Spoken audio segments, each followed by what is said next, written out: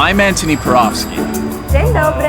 And as a son of immigrants, I know that food can tell you more about who you are Nothing makes me feel more Polish than this. and where you've come from This is it. than you ever imagined. So now, I'm leading 6 curious Hollywood stars Are you excited for this? Yeah. on their very own journeys of a lifetime. I've been waiting for this moment my entire life. I'll be delving into their family histories Florence. and tracking down culinary clues Oh my gosh, it's so good. to unlock the past. It almost feels unreal to think that I descend from a king. And it all begins with just one family recipe. It's crispy. This time, Florence Pugh, star of Doom 2, Oppenheimer, and Little Women, I'd like to say thanks for the love of food, guys. Cheers. goes on an epic journey in England. Oh, hang on, you cheeky sausages. Oh, this is so satisfying. It is, right? Oh, I could do this all day. Where we cook and taste our way to some shocking discoveries. See those 2 buildings over there? Those are the workhouses that they were in. And powerful They revelations. were kind of escaping, and they decided to come here for a better life.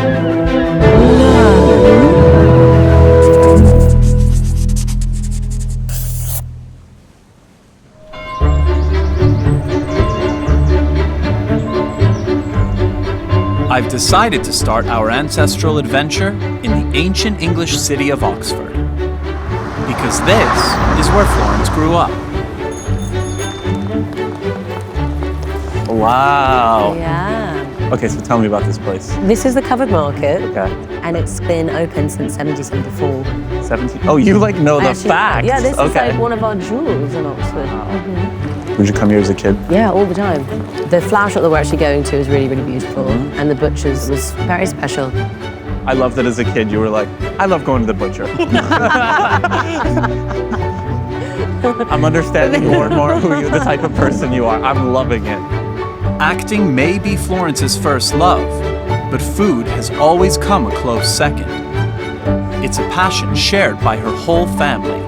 My granny will be so surprised that you bought the flower. Really? And today, we're joining Florence's mom Thank you so much. and grandma for lunch. Anything I should know? We're all very bossy. Yay. What a girly then. We've come bearing flowers, how lovely. Wow. Today, Granny Pat is hosting, And flowers for you. with help from Mom Deborah. Flowers for the Just look at them. Mama, do you want me to chop up an onion real quick and then you can be in charge of the pan? If you'd like to do that, Well, I can probably do that quite a bit quicker. what, quicker than me? I really love how quickly we're getting into it. Sorry. We're gonna make it shepherd's pie. Okay. This ancient dish has been passed down in the family for generations, and its name gives a hint of its star ingredient, lamb. You'd have the steak or the chops and then all the bits left behind you would mince, wouldn't you?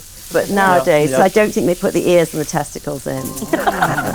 You would love those, You would wouldn't you? You would love those. I thought you were talking to Florence then. The ground lamb is mixed with vegetables and topped with mashed potato. But beyond that, well, it depends on who you ask. Are tomatoes traditional in shepherd's pie? No, I wouldn't put them in. But I do put tomato puree in. So we're having an argument about that. That's fine. Florence likes to put tomatoes in. Tinned tomatoes go well as well. See, Granny says tinned tomatoes go well. Yeah, all right, that's fine. We all disagree. So It makes it more interesting that you all have different opinions. It's just we all think that our recipe is the best. It's striking how passionate Florence, her mom, and her gran are about how this dish should be made. I'm really getting a sense of just how seriously they take their cooking. So I see that the women in this family are very much into food. What about your dad, Florence? Daddy's equally into food. Grew up in a pub, and from the moment he could, he's been running restaurants. So Oh, wow. Food and hosting has been a massive part of our lives. While raising their children, Clinton ran the restaurants and Deborah taught dance. But despite their busy lives, the family always came together for a daily home-cooked dinner. This is the kind of thing I would have made for the kids. You can put vegetables in and children don't notice. As kids, we'd always be bringing food to the table, getting the cutlery ready or getting the glasses ready. It was always a family affair. It's not just the food, it's Right. about bringing people in, and it's about cooking for people. You know, the stakes were high, but in a great way. Yeah. Knowing how much every meal means in this family has only made me more eager to taste our lunch. Should we check on the shepherd's pie? It smells I like smell shepherds. it. I smell it.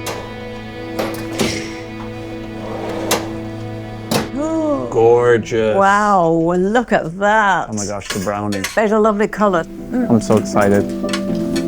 Oh, do you hear that? Oh, I like it. Very good crunch. Is it juicy enough? Oh, it's Oh, yeah. it's juicy, Mum. Thank you. Oh my gosh.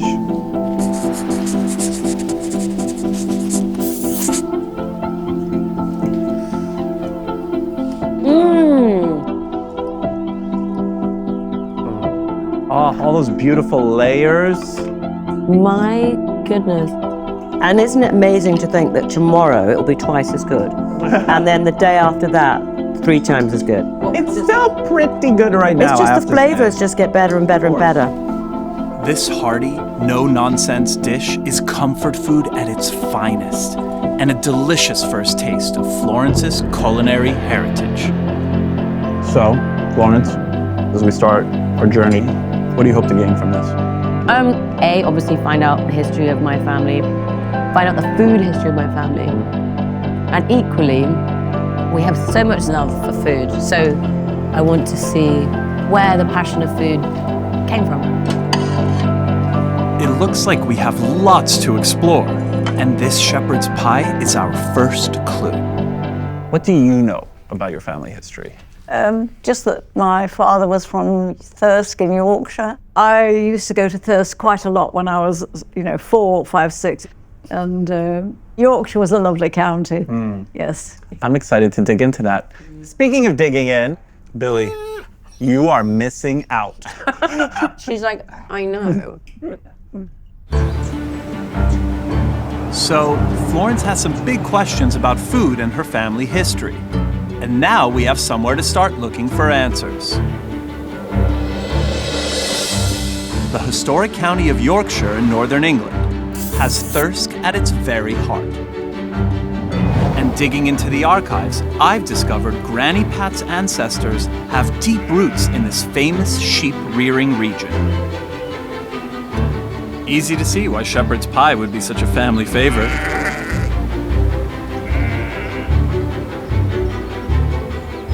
So here we are. This is where the journey kind of starts. I feel like one with the sheep. Ta-da! Here they are. Your great-great-great-grandfather Right. on your maternal side, a man by the name of James Toes. He was raised in a village very close to here.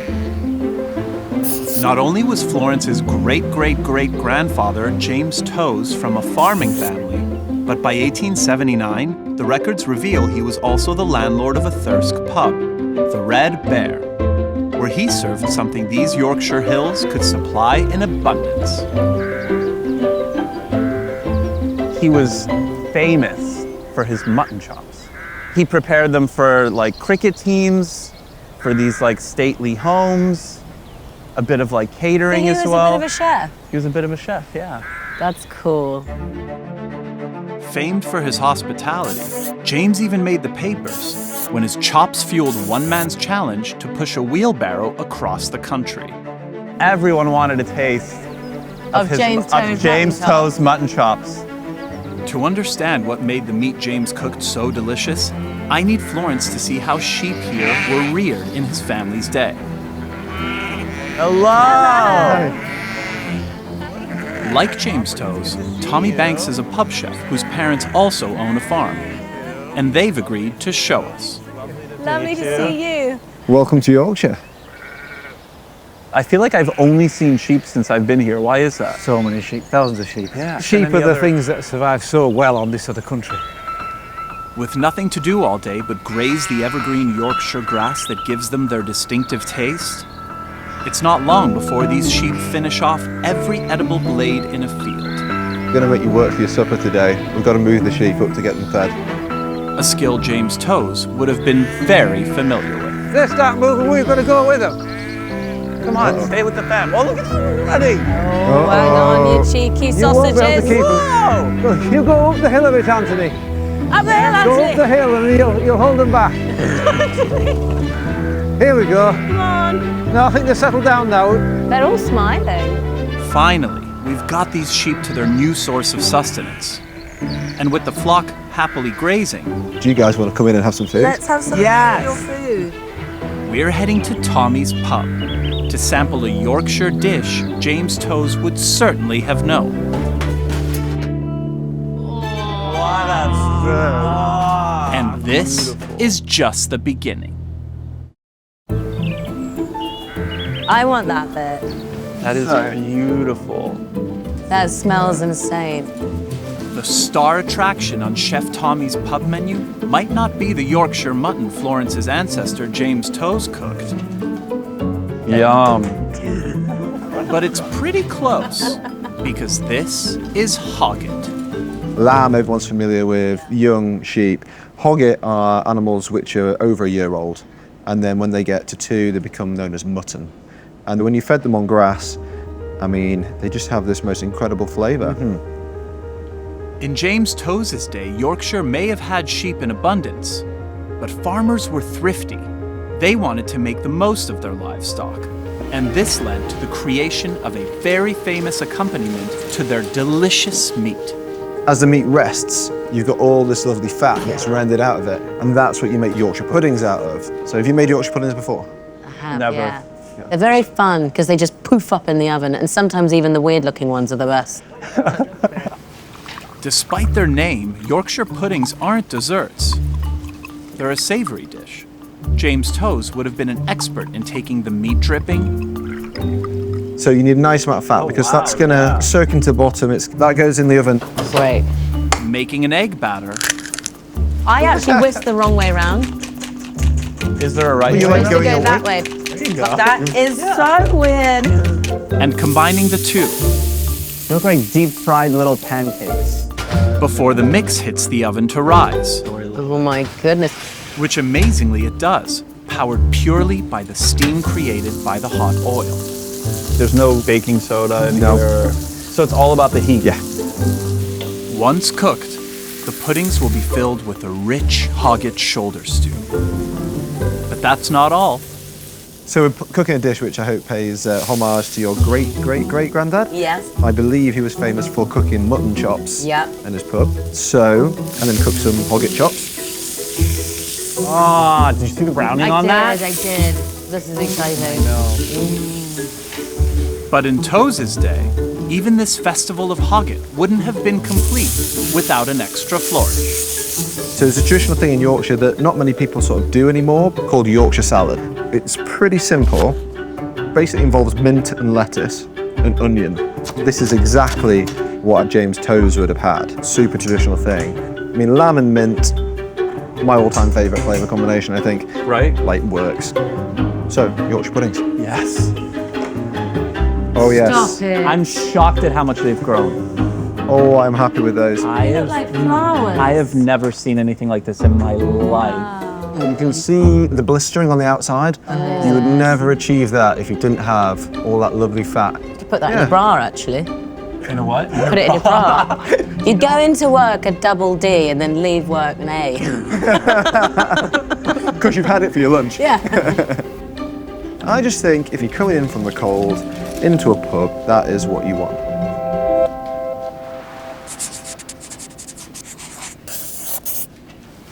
In honor of Mr. Toes. Oh my God. Wow. This is incredible. It's so tender. So soft. That is amazing.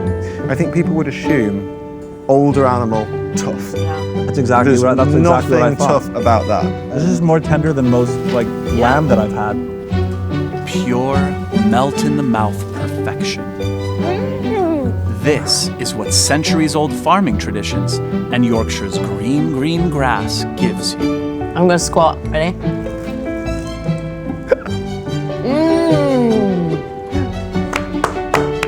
This is food that transcends time. This was delicious in 1870. It's going to be delicious in 2070. Yeah.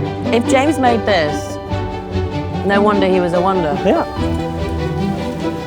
As is traditional with English pubs, James Toes' Red Bear would have been the center of his community's life. And hosting with meals this good? This famously hospitable chef must surely have been every bit as passionate about food as Florence and her modern-day family.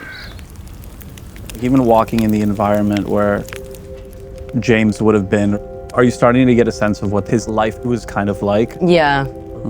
And it's just really cool and amazing to see that in my family, to host and to provide and to feed, I mean, clearly something that runs true through many generations. Yeah. Feeding. I know it's tricky to kind of understand what a great-great-great-grandfather looks like to you in a personal way. If you look at your Granny Pat, Yeah. her grandma Yeah. was his daughter.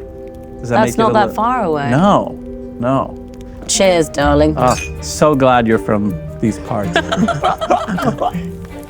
With Florence's family so big on food and hospitality, it's surprising Granny Pat knew nothing about James Toes and his pub. Excited for tomorrow? What comes next? But I found something in the archives that might explain why.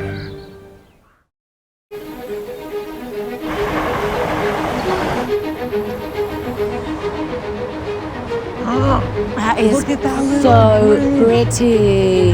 Oh my God. Wow. Florence and I are leaving Yorkshire's hills because combing through the archives, I've discovered that in 1883, her ancestor James Toes' life took a dramatic turn. Okay, so before I tell you where we're headed, let's do a little recap. Okay. All right, so yesterday we learned your 3 times great-grandfather, James Toes, Yes. opened up the Red Bear. Yeah. Family Okay. business. But after that, things took a turn, unfortunately. Oh no.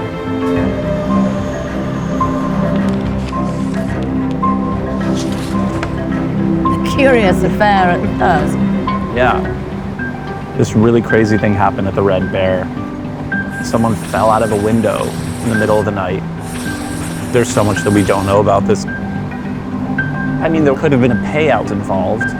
He had to file for bankruptcy, and he lost the Red Bear. Oh my goodness.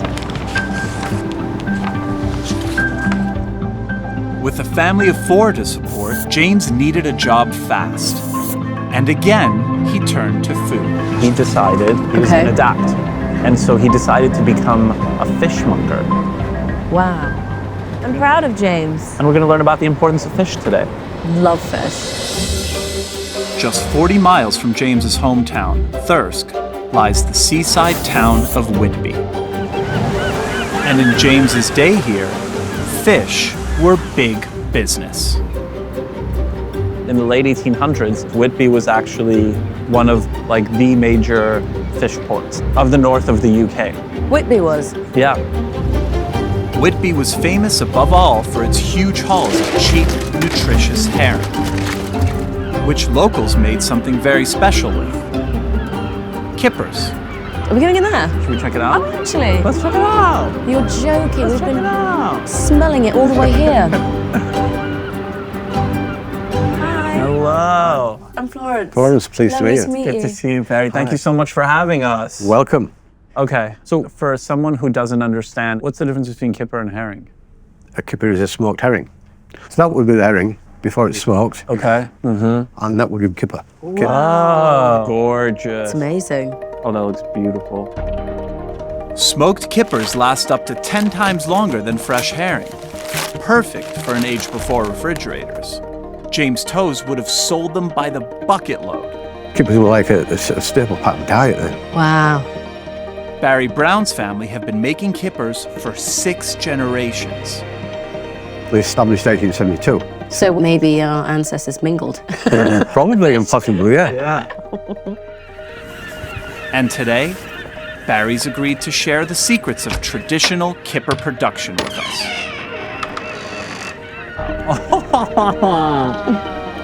That is art. The Brown family have turned herring into kippers here for more than 150 years. And Barry still follows exactly the same hallowed process. These have all been butterflied and brined, Okay. ready for hanging on hooks. And we start off with one fish on and just work our way across it. Wow. Okay. Can I give it a go? Is that okay? Yeah, so I'll explain first. Okay. Pick your fish up and open it up. Yep. And then just up with your fingers, touch the bottom of the hook, Touch the bottom of the hook. and then just Yep. pin it on. Yep. Like that. Oh, too high. Too high. Too high. Take it off. Just about there to skill. Like that. Oh, this is so satisfying. It is, right? Oh, I could do this all day. Do you have any openings? I actually would. Hollywood actress she might be, but it seems Florence shares plenty of James Toes' DNA. It's like we've been doing this forever. It is, you're natural. Thank you. The next stage of kippering is to hang up the fish and smoke it And then the darker wood is all oak. Right? for a full 20 hours. And that's safe just to leave? Yeah, we'll just leave that. Seeing the pride with which Barry follows this age-old kippering ritual has been a real privilege. May I take a picture of you in front of your fish? Oh, this is amazing. There we go. Thank you. Thanks for having us. And now as our day draws to a close, we're heading to a cafe down the road. Here we go, guys. Oh my goodness. 2 kipper sandwiches. For kippers served just the way James Toes would have enjoyed them. Sandwiched in white bread. We ready?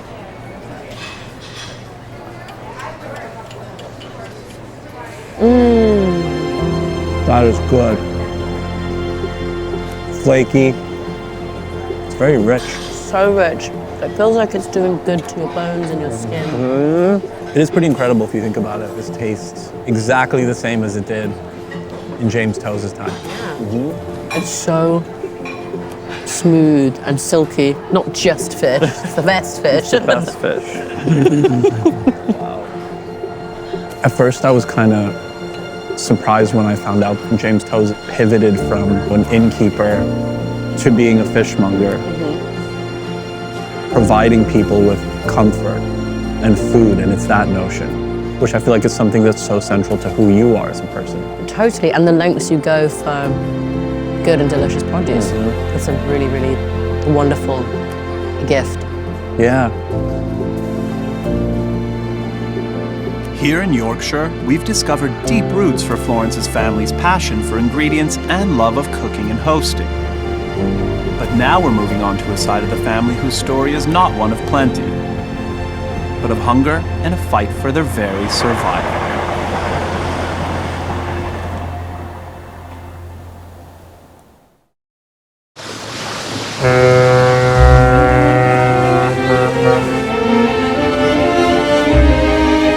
Okay, so I have a little surprise for you because I love a dramatic entrance. What's the surprise?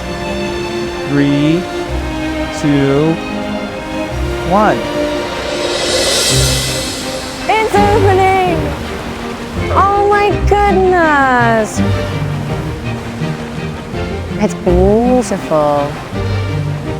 In our search for the source of her family's passion for food, I'm taking Florence along the mighty Thames River into London, the UK's capital and her current home. Hi! Florence's father's family hail from here, and I want to share a fascinating discovery on Dad Clinton's side about Florence's great-great-great-grandparents, Maurits and Anna Maria, and their daughter Johanna. Now I can officially say that the Tower Bridge of London opened. For you. Well, bravo. Bravo. Bravo. Wow. What do you know in terms of your family history, like the countries from where your ancestors came from? To my knowledge, we are from here. We're from England. But I don't know. We don't know. Okay. So 1860s, a man by the name of Maurits and his wife Anna Maria came with their young daughter, Johanna, and they came from Rotterdam, right down here on a boat, kind of like this. Okay. So your London roots actually come from a Dutch family line. No. Oh, we've got a little bit of a cocktail going on. Yeah. Oh, I love that. A growing industrial city, London in the 1860s was a magnet for immigrants seeking a better life. And Florence's ancestors, Maurits and Anna Maria, had more reason than most to want that. They basically fled the Netherlands because there was like pretty extreme poverty going on there. Right. We did find records of one of Maurits's parents being caught for petty theft, which was usually attributed to probably like stealing food, hunger. Yeah. Yeah. So they were escaping and they decided to come here. Wow. Yeah. In Victorian London, working-class families like Maurits and Anna Maria's rarely had kitchens. Instead, they were fed by over 6,000 street vendors offering everything from pea soup to jellied eels. But one of the most popular and affordable meals was something that today is considered a real delicacy. So my family's been growing oysters in Essex in England for about 300 years now. And someone who knows all about it is Tom Howard. In the 1700s, my fifth great-grandfather started cultivating farming oysters and then shipping them up the Thames into London. And we are, I think, the oldest oyster farming family in the world. Really? Yeah, yeah. Farmed and fished in the Thames estuary, oysters provided a vital source of cheap protein for the poor. You could buy 2 dozen for the price of a loaf of bread. For context, at the moment, I sell about 1.5 million oysters a year. They were doing that in a week. Oh! So it's very likely that your ancestors were eating the oysters that my family grew. I love that. That's amazing. Really likely, That's really cool. In Maurits and Anna Maria's time, London's Columbia Road was packed with working-class families. And today, you can still see traces of the Victorian world they'd have known. But you're going to see something here, which is kind of quintessential of what we've been talking about, really. Wow. Including, you've guessed it, an oyster stall. This is Connor, who I supply quite a few thousand oysters to each. Do you? Yeah. Hello. Wow. What a great date spot. Okay, what do we have? Yeah. We've got some of the finest oysters that Tom and his family have to offer. These are the native flathead Europeans, so called because they grow naturally in Europe. So my ancestors ate probably a lot of these. Yeah, How sure. would they have eaten them back in 1860? So they would have put it into stews, Oh, I see. into pies, but they would have also eaten them raw, and they would have been a huge staple part of their diet. Should we try some? Absolutely. Now, just as in the 1800s, the first thing you need to do with an oyster is open it. And maybe, if you're feeling brave enough, you can give it a go yourself. Okay, let's do this. A process that's called shucking. Okay, so my hand's going on top of that. Very, very firm, yeah. Popping it in that hole, this feels so dangerous. It probably is. Thankfully, modern oyster stalls do at least come with safety gloves. Be careful, though. Trying to pull the chainmail up. Oh my God. I think if you just turned it, Yeah. hop, Hey! I did it. perfect. Magic. It's in her genes.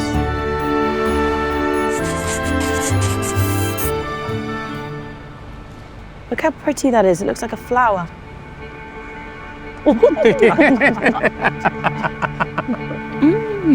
They're quite sweet, actually. Almost like a rich treat. Thank you so much. Thank you. Today's taste of Florence's great-great-great-grandparents, Maurits and Anna Maria's diet, has been a real delight. But now, I want to turn to their daughter and her family. So remember we were introduced to little Johanna today? Yes. Well, she grew up and she met a man, a a Welshman by the name of Florence Pugh. That's where the Pugh came in. That's where the Pugh came in. And they got married, and this is their daughter's act of birth. Do you see her name? No! Yeah! Florence! Yeah! Florence Pugh. So there's already been, I feel quite emotional. There's already been a Florence Pugh. She was born the 25th of November, 1882. That's crazy. Parents never mentioned anything, or grandparents about. No idea. My parents had no idea. Really? No, I was named after the city. My mum's gonna scream. Aww. We've got a lot more to explore about the Pughs of the 1800s. Let's have a toast to Florence. Woo. Because I've unearthed something extraordinary that could explain why food means so much to Florence's modern-day family.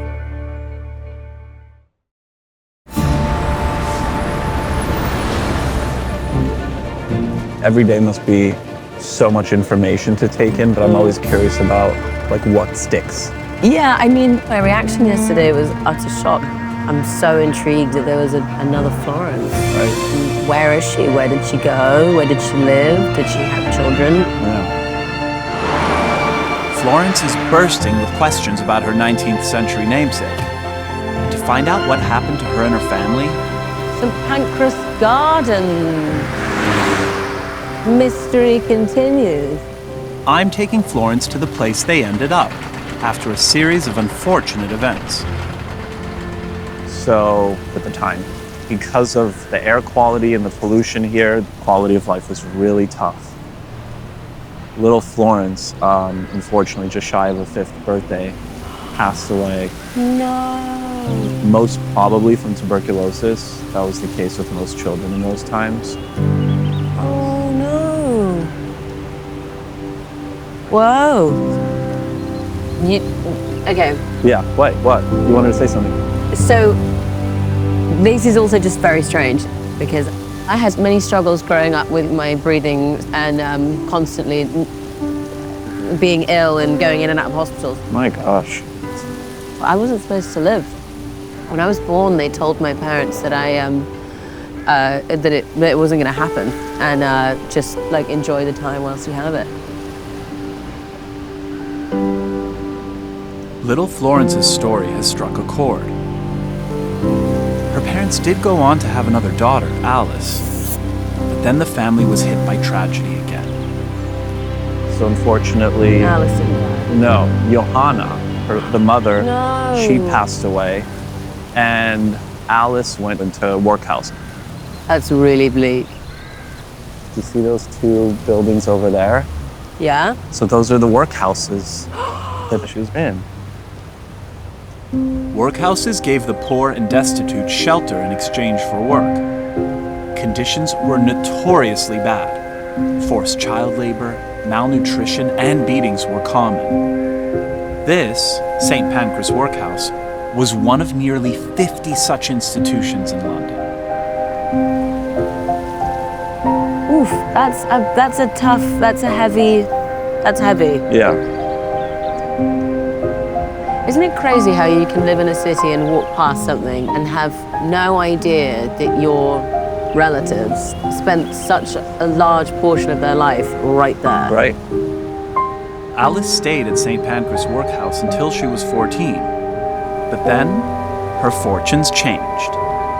And to tell us what happened, I've invited genealogist Megan Owens to join us. Hi, nice to meet you.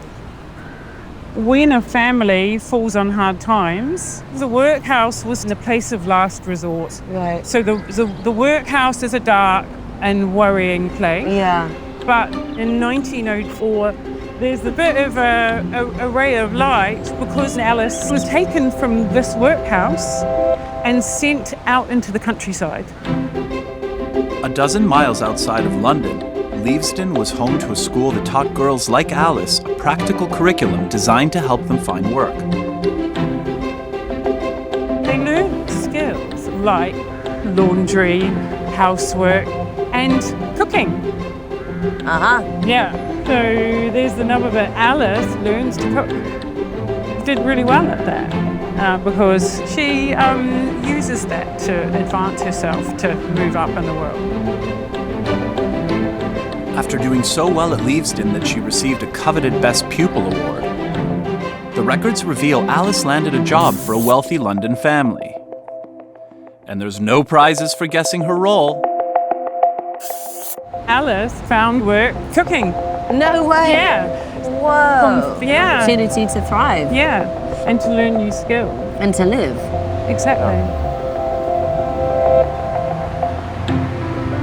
As a cook, Alice would have been a master at making many different meals. I'm so happy you did it. But for a taste of how she'd cater for one of England's most famous culinary occasions, we've come to a tea room for afternoon tea. Do you know about the origins of tea time?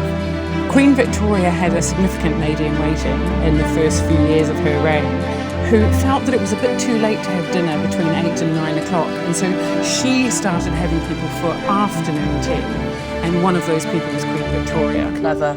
And she really got into the whole concept of the afternoon tea. I love another opportunity to eat. Yeah. Cake was a centerpiece of afternoon tea. One cake in particular became very popular. Look at this. Thank you so much. Thank you. My goodness. A fluffy sponge and whipped cream creation so beloved by Victoria. That's a Victoria sponge if I've ever seen one. It was named after her. It's going to be a mouthful. Alice would have been excellent at a bit of cake baking, so she would have laid on this sort of thing for sure. Oh, good aim. That's beautiful. It feels super light. You can eat this on a diet, right? Oh. You can eat it on a diet. Was it so light? Thank you so much for all this. This is really, really enlightening. I'm just wonderful to hear your passion about my family. Thank you so much. Thank you. It's inspiring that Alice managed to escape the tragic poverty and suffering of her workhouse childhood through her passion and talent for food. Alice, you know, she made the best out of like a really unfortunate life situation. Well, she had an opportunity. Yeah. And she took it. Yeah. Yeah. She was amazing. Our culinary adventure is drawing to a close, but we do have one last stop. So we're seeing your parents tomorrow. What are you going to tell them about this journey? I've saved a few pieces of information. I haven't told them about Florence, which will be fascinating to hear. Yeah. Yeah, I don't know how they're going to take it. I'm so excited. Should we celebrate with one more? Oh, you went. I went aggro. Cheers.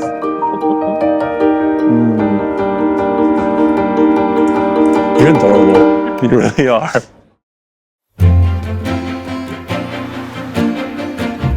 You excited to see the whole fam bam? Yeah. Very excited to see the fam bam. Mad fam bam. What's the energy going to be like? I think it will be loud. A week ago, Florence and I set out to explore the roots of her family's passion for food. Home sweet home. Let's do this. And now, it's time to share what we've discovered. Yoo-hoo! Nearly the whole gang have made it, including restaurateur Dad Clinton and Florence's brother Toby, with his girlfriend Scarlett. Pulling my clothes off. Antoni, nice to meet you. Hello! Hi, sir. Nice to meet you. This being the Pugh family, we're of course meeting over food. And today being Sunday, we are having one of Britain's most iconic meals. So why are Sunday roasts so important to your family? We've always eaten together, very important. And the Sunday roast is a particular important thing that we never miss. One of my favourite things about our Sunday roast, if we've all been away and everybody comes back home, it's a bookend to the week. And it's a time for everybody to catch up with each other. This is like, it's a ritual. The centerpiece of a Sunday roast is the meat. and the most traditional choice is roast beef. So this is Daddy's way of doing his beef. Rub a load of oil over here and then sprinkle with a load of salt.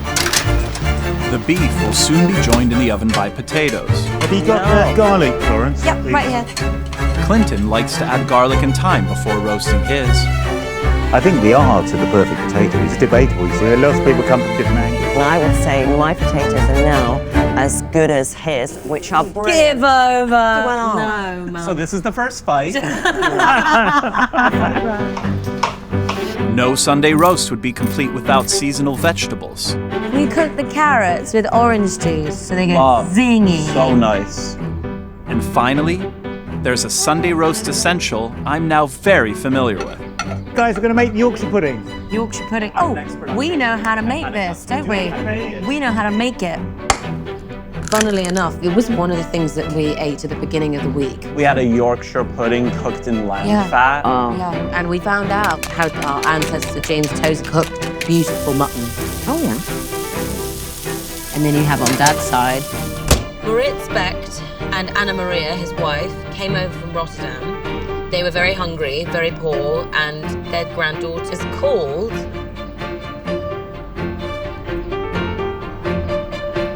No, it's Florence. Florence Pugh. Yeah. There was another Florence Pugh and it was in our family and we didn't know about it. Pugh. It gets a little bit weirder. She had bronchial issues. Spooky. And when she was 5, she died. After that, another child, Alice Pugh, ended up going to the workhouse. But then she learned cooking, became essentially the star pupil, and she got hired by a family that wanted her to work in their home. That's incredible. Isn't that amazing? Okay, super, super exciting. We've given the Pughs plenty of food for thought. Oh, you get that one because you're the guest. It's huge. Granny, this is one of the smaller ones. And talking about food, the Sunday roast is finally ready to be served. Ah, what a spread. Oh. Wow. All right, Florence, I'm doing a little homage to how we started our week. I'll do it too. A little sandwich with some gravy. With some beef. Ready?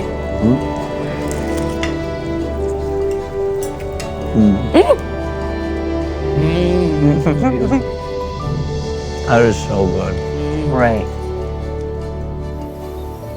It's been so thrilling to find out about my ancestors. I love learning that food has been this kind of beating drum throughout many generations of both sides of my family. Like looking at Granny's side, James Toes and his family, where the enjoyment of living around and raising food. And then also my dad's side, where food was a scarcity. Alice Pugh needing to learn how to cook to earn money.